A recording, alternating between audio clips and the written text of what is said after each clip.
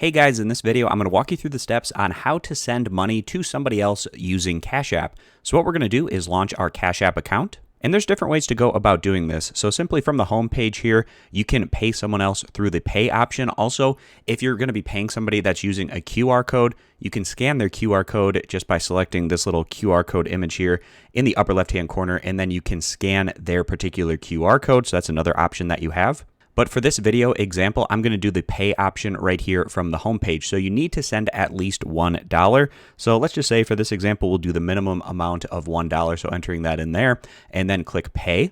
Then that takes us to this page where we have a lot of different options on what we can do to send money to somebody else. So if you want, you could sync up your contacts on your phone and then find them using that method there. You can try entering in their name here at the top to find them. You can enter in their Cashtag. You can enter in their phone number or email. So for this example, I'm going to enter in an email, and then the reason I'm just going to put a tip. And then you can choose an option on where you want this money to come from. For me, I currently have it selected on my Cash App balance. But if you have a linked bank, for instance, you could select that option as well. And then I can confirm the email by checking it in the results right there and confirming it.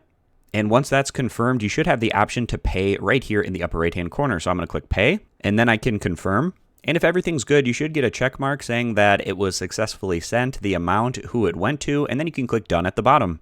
And anytime you send money, your transactions history will be here in the bottom right-hand corner where this clock is if you ever want to check those out. But that's going to wrap this one up. I appreciate you guys stopping by, and consider subscribing for more content in the future.